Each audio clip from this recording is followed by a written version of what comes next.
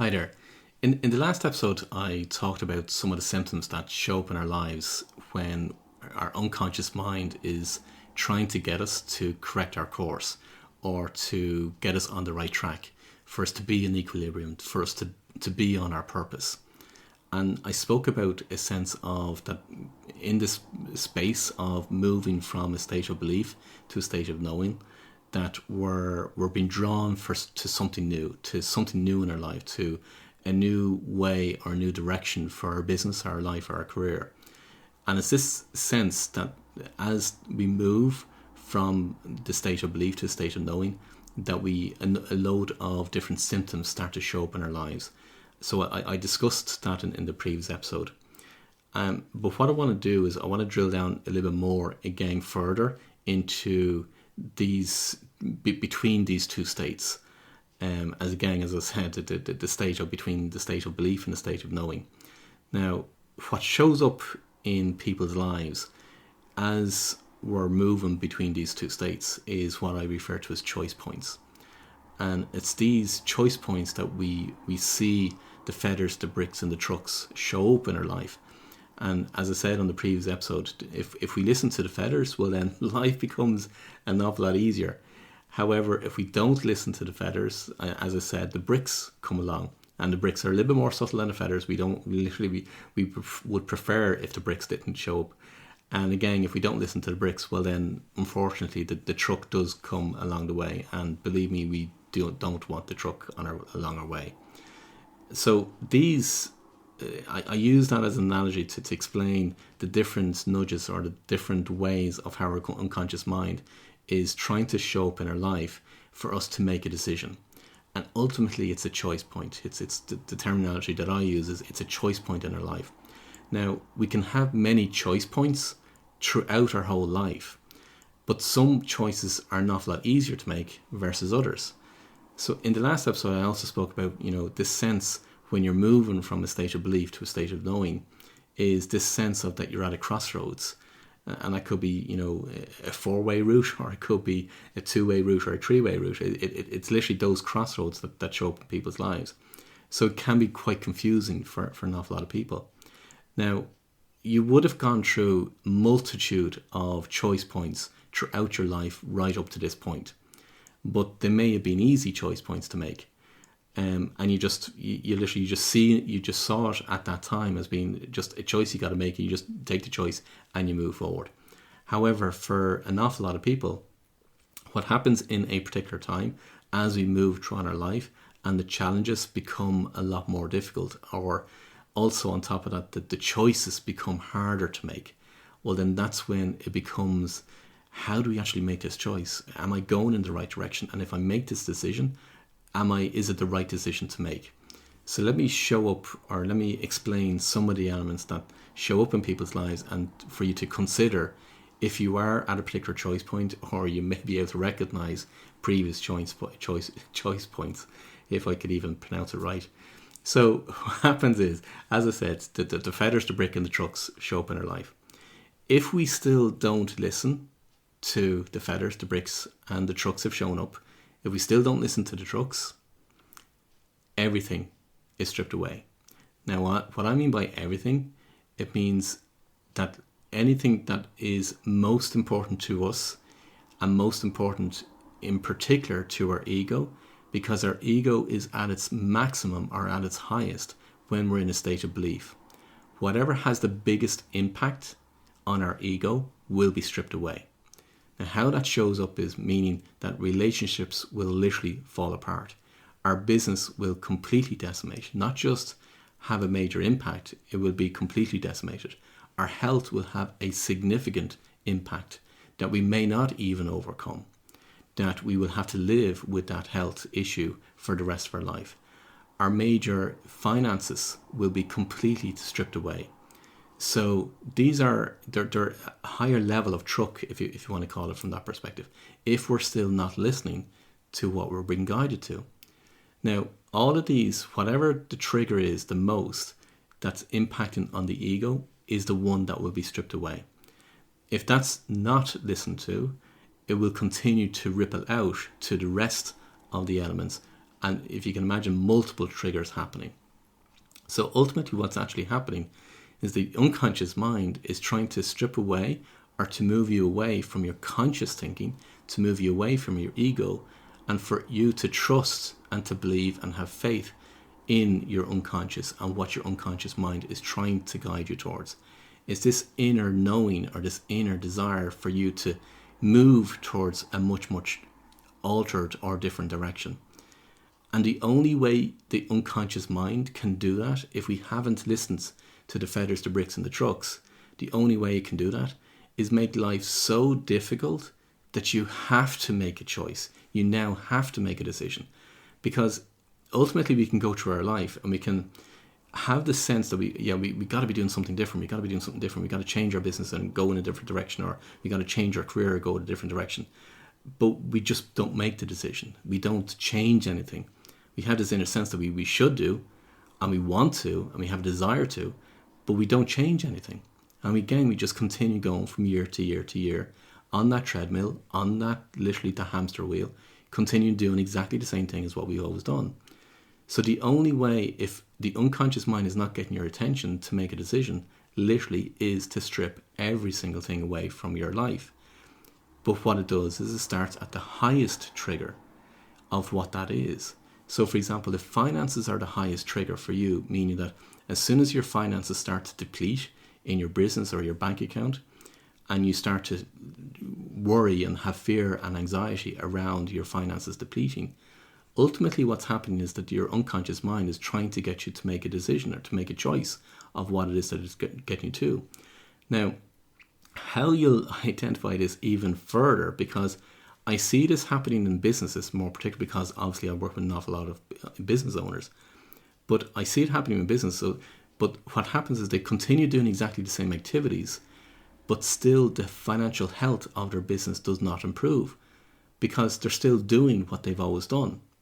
Now, if that happens and you're doing all the different things that you've done in the past by way of all the things that worked, whereby whether you've done it by way of marketing or advertising or gotten out there to try and bring in more business into your business to increase your turnover, and it's still not having an impact on your finances because whatever shows up, unusual expenditure starts to happen or other costs start to come into the business by way of the business being sued or other clients disappearing or other customers or things happening within the business in order to suck those finances out of the business, even though you're doing a huge amount of activity by way of sales and marketing in order to actually bring that business back in. If that's the case, ultimately it's your identification. Say, oh my God, I need to do something completely different. And the thing that you need to do differently is to listen to what it is that you're being guided towards. Because I see this so many different times whereby they still continue doing exactly what they've always done, even though I've told them many, many times, this is the path you need to go on and this is the track you should be heading towards in order for you to reach your purpose.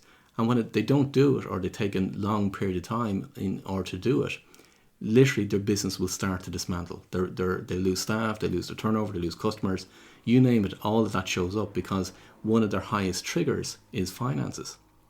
And it's only then when it's all been stripped away or very nearly all been stripped away that they then make the decision, oh my God, I need to do something different. And therefore they start to do the things differently of being on the right track, being on the right purpose. And then lo and behold, the money starts to come into the business. Things have started to change because literally they've altered their course. So when that happens, how you recognize it is those elements showing up in your life of what it's impacting on your highest levels or what is the highest triggers that's impacting on your ego side of things, because ultimately your unconscious mind is trying to get you to move from a state of belief into a state of knowing. In a state of knowing, it's moving more closer to a state whereby you're allowing your unconscious mind to direct you more in your life. Ultimately, in that shift, it's your unconscious mind wanting to be expressed. It wants full expression in a shift between those two states. So ultimately, it's going to get rid of everything that it needs to do in order for you to make that shift into operating more so from your unconscious mind than your conscious mind. Now, ultimately what happens is, as I said at the very beginning, is a choice point. we've got a choice as regards whether we go one way or we go another way. We can continue doing whatever we've always done. And you know the definition of madness, you keep doing what you've always done, you're always going to get the exact same results. But in this case, unfortunately, you're not going to get the exact same results. You're actually going to get worse results if you keep doing what you've always done. The whole point is you got to do something slightly different. And ultimately, it's what your unconscious mind is trying to guide you towards. What is that slightly different that you should be doing? So I use the analogy of when you're at this choice point of the boat and the pontoon. So if you can imagine a rowing boat and it's moored up against a pontoon. So it's this analogy that I get people to understand what's actually happening in their life. So if you can picture in your mind's eye, you got 1 foot in the boat and 1 foot on the pontoon. The pontoon represents safe ground. The pontoon represents your comfort zone. It represents what you've always been doing. It represents your career, your business, your life, as how you've lived your life up until now. That's what you know. You know it inside out. You're absolutely safe on the pontoon. Whereas the boat, it's a little bit unsteady. You don't know. You have a sense perhaps of where the boat wants to bring you towards, but you don't have an image or a direction or a sat-nav GPS of where that's actually going to go. But you have a sense that it really does want you to step into the boat and guide you towards moving towards that new direction. And what happens while you're at a choice point for many, many people is they have that 1 foot in the boat and 1 foot on the pontoon. And if you can imagine for yourself in the physical world, if you had 1 foot in the boat and 1 foot on the pontoon and the boat started to move away, it would get very unsettling. So all the symptoms that I explained in the previous episode start to show up in that unnervingness or that unsettling in our life of where should I be going, what should I be doing? And all of a sudden the pontoon's not as safe as what it used to be versus I need to step into the boat. But for a lot of people, it's very difficult to step into the boat. And how do I make that choice? How do I literally put my boat feet into the boat and go in this new direction? So understand that that's what it feels like. That's what it looks like. That's what a choice point is in trying to move from the pontoon into the boat. Now, ultimately, what it's trying to get you to do is to make a decision. It's asking you, your unconscious mind is trying to ask you to trust it and to put both feet in the boat. And once you get in that boat and you now move towards your new direction of what it is been guiding you all along to do, of what you absolutely, totally, and utterly enjoy doing, have the biggest impact in doing, reach your fullest potential in doing, be living on your purpose and get the maximum fulfillment from, it knows all of this. It's just asking you to trust it and get in the boat and head towards that new direction. And it only happens when you make a decision. Now, by making a decision, it's you literally as if you were physically moving from the pontoon into the boat. A decision looks like you've making a firm resolve to yourself is, yes, this is what I'm going after. This is what I'm going to do. I'm going to get in the boat and that's exactly the direction that I'm going to go. Now, what happens as soon as you make that decision in your own mind, other things start to show up to check, have you made that decision? Have you made that firm resolve? Because it wants to try and tempt you back onto the pontoon because that's the unconscious part. It's trying to get you back to the comfort zone. That's your ego wanting to play with you to get you back to what you've always known. So other things start to show up in your life in order to tempt you back out of the boat onto the pontoon. So the question for yourself is, a firm resolve is actually no, stepping in the boat and heading in your direction and saying, look, do you know what? The world that you knew before is now left on the pontoon. Other ways of looking at it is, look, do you really want to, for you to make a firm resolve for yourself is to burn the pontoon. Like in your mind's eye is literally burning that pontoon. So therefore you've set it alight and therefore now the pontoon no longer exists. It's gone. Now you're now firmly in the boat itself. How you communicate that to the unconscious that you've actually made that decision is a firm resolve to, yes, you're committing to staying in the boat and going in the direction of where you're being guided to. How you continue to communicate that message is literally you start to take action towards where you're being guided towards. If for many people it is a leap of faith, because that choice point can be such a choice point for them that it demands a leap of faith. Now, I've heard this analogy before, but from other people, whereby a very, very successful business person, and what he said was, as soon as you take the leap of faith, the parachute shows up, because you've always had the parachute. It's been always there. You just don't realize that the parachute is there. And once you take the leap of faith, that's when the parachute starts to show up. So when you step into the boat, you're taking action and you're moving towards that new direction for yourself. That's making a firm decision. That's making a decision at that particular choice point. How it's a leap of faith is because fear starts to show up, fear and anxiety, because it can be around, well, what about financial? Where am I going to get the money from? Or is this new direction going to give me the income that I need, that I've always been used to? Or it could be an impact from a reputational perspective. Am I going to lose part of my reputation, what I've been known for? This is up until now, this is what I've been known for. This is how I identify myself in the world. And therefore, am I going to impact the reputation that I have in the world? Or it's a fear that we're going to lose something, whether it be losing more finances, or losing our business, or losing our career, or losing something in our life. It's that fear that actually shows up.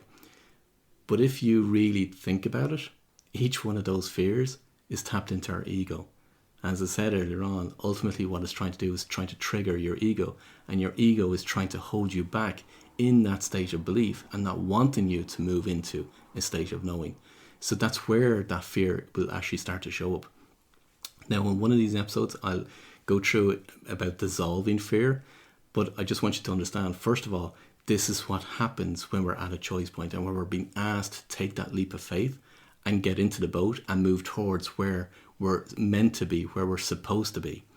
What actually shows up then as well for other people is that a question that comes up, or a statement that comes up when I have these conversations with my clients, is, I don't have the courage. I don't have the strength, or I don't have the courage. I don't have the, how am I ever going to achieve that? Or how am I ever going to go there? But ultimately what's inwardly is saying is that you're not good enough. You're not intelligent enough, which again is another fear. So when you realize, actually, do you know what? All you need to do is be more competent in what it is that you need to do in order to actually take the action, what it is that you need to do or direction you need to go on. Then that can be overcome. So courage can be built once we understand the underlying essence of where the question is coming from, or where that fear is coming from. If we still don't take that leap that we're being guided towards, and we're still kind of between one foot in the boat and one foot on the pontoon, those symptoms will still continue to show up until such times we've made a decision. So those symptoms, by way of as I spoke about in the previous episode, those symptoms of the restlessness, the feeling of being unfulfilled, the lack of meaning in our lives, the lack of motivation, the lack of drive of where it is that we want to go, or that feeling of we're just not reaching my full potential, those symptoms will continue to show up until such times you make a decision. Now, the question then I tend to get from clients is, yeah, but I don't know where I'm supposed to be going. I don't know what direction I'm supposed to be going. Now, I give them part of the elements of the image that I have for them by way of where the purpose is and where they're supposed to be lying, in order to actually get them to take the steps, or to guide them towards that path that they're supposed to be taking. For you, what I'm going to say to you is that the action that you're supposed to take is the action that comes up. The more you listen and the more you communicate with your unconscious mind, the more those actions, those inspired thoughts are going to come up. And those inspired thoughts create actions to be taken. Now, I use the analogy of, if you can imagine in your mind's eye, whereby you're driving down a country road, but it's at night time. So if you can imagine that there's no lights around whatsoever on this country road, and you have your headlights on in the car, but there's no road lights, there's no street lights, because it's completely pitch black outside, but you just have your headlights on the front of your car. All you can see when you're driving that car down the country road is just a short distance ahead.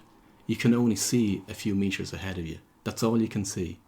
So as you're driving down, as you drive further and further down the road, all you can see is those few meters ahead of you as you move along that road.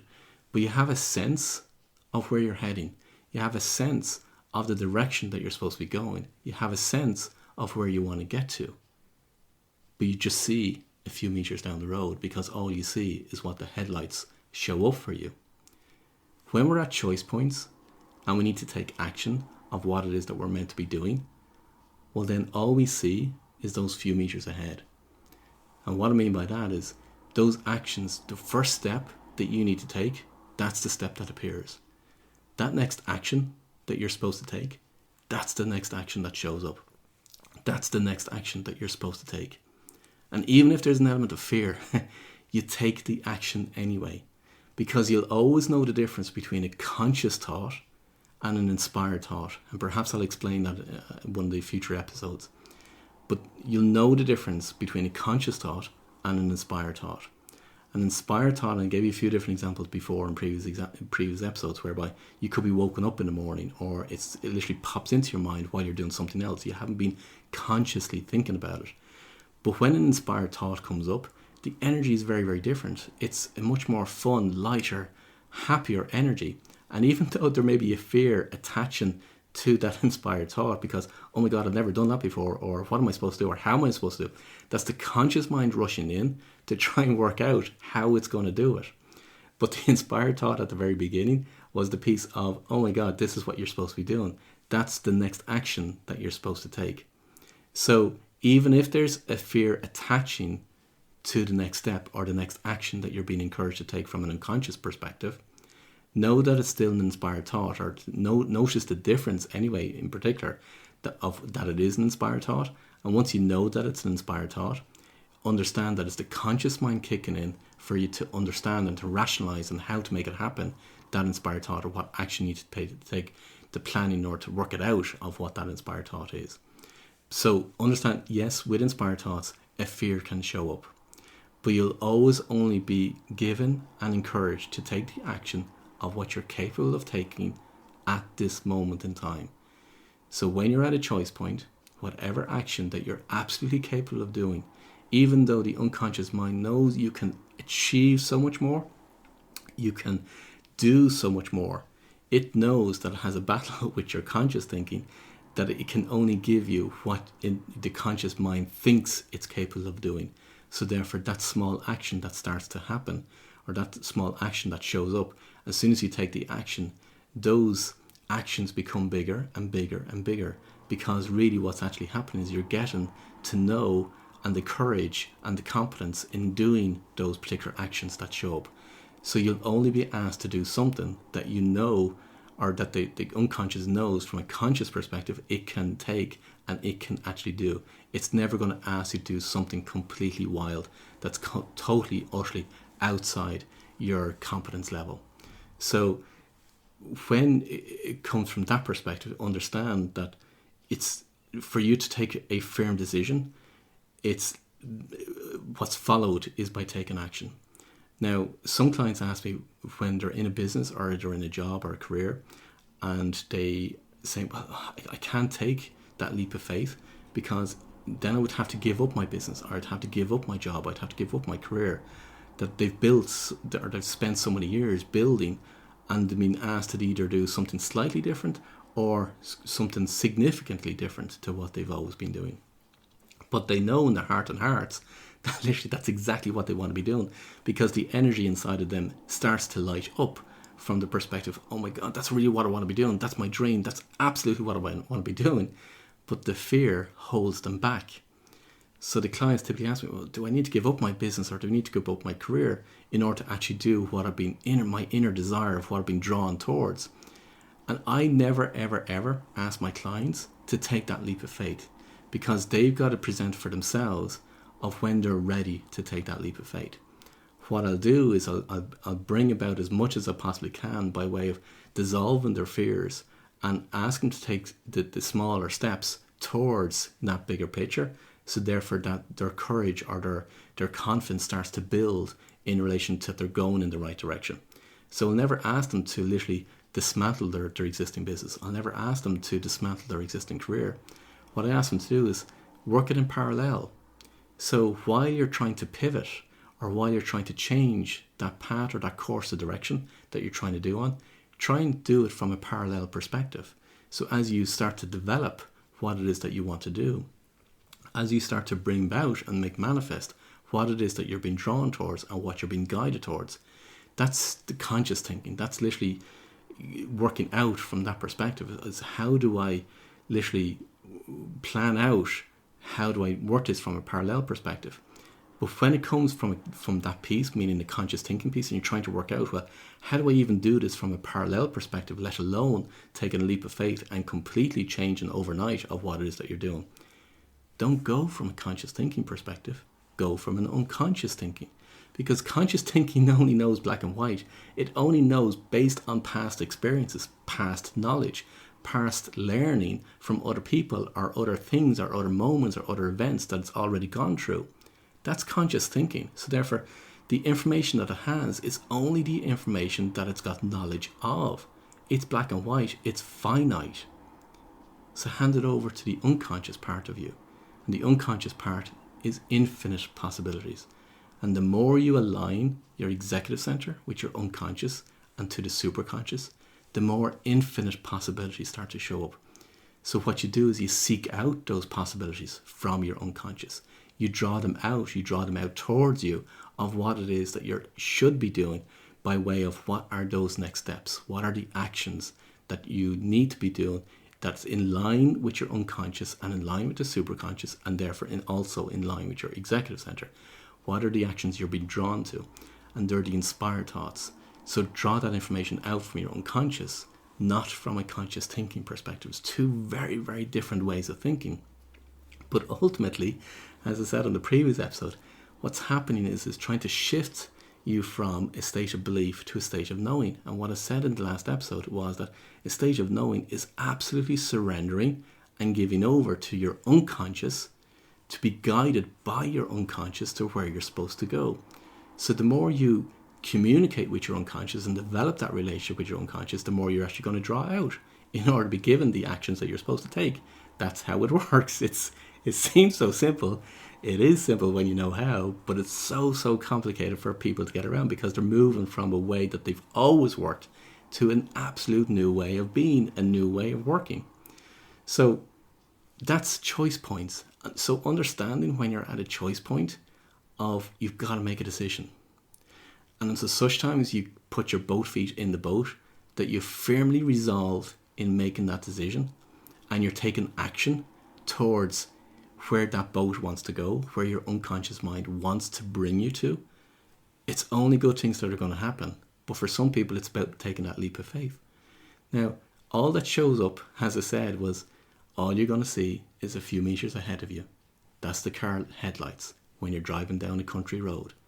So whatever the actions that you're being asked to take right now at the moment, that's what's going to show up. The more actions you take, the more closer you're getting to your purpose, the more closer you're getting to your end goal of where you're supposed to be. And therefore bigger actions will start to show up and bigger ways of how it becomes about and make manifest. Bigger ways of how you're going to get the recognition, the reward, the impact, how you're going to make that difference in people's lives. That's what's going to show up as you take the action towards where you're being guided towards. So the question I have for you now is, what are you being drawn towards to do differently? What is it inwardly that you've been drawn towards to do? So whether it be in your business, whether it be in your career, what's that inner feeling that you know you should be doing something differently? And if you're having those questions inside, that you know what, I need to be doing something differently, or what in your business, in your life, in your career, by way of making that difference or being guided on a much bigger purpose, but you don't know what that purpose is, go back to previous episodes because I outlined how you find your purpose. But the next case is making the decision on the choice point and taking action on those choice points. So what are you being asked towards to do? What are the next steps that are showing up for you? What is your unconscious mind trying to guide you towards in order to take those next steps? And then you got to take action and take those next steps. That's it for now. So until the next episode, I wish you every success.